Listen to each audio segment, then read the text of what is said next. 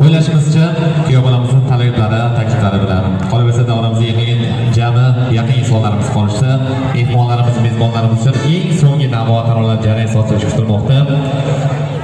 Ilohim baxt bo'lsin peshonangizda, omad kulib kirsin ostonangizdan, do'stlar arimasin koshonangizda.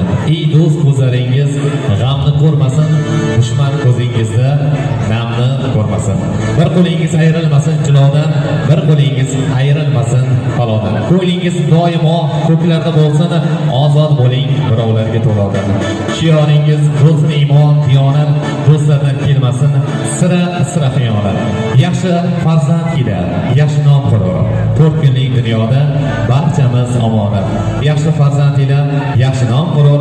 5 kunlik dunyoda barchamiz omonat deya e'tiboringlar markaziga Isrotamizda yorqin yulduzlardan chiroyligina his navo tarolar sizlarga taqdim etishga hashshay bo'lgan ijodkorimiz Ozodbekjon So'zmurod san'atkorlari bir-biridan go'zal navo tarolar sizlar uchun taqdim etiladi.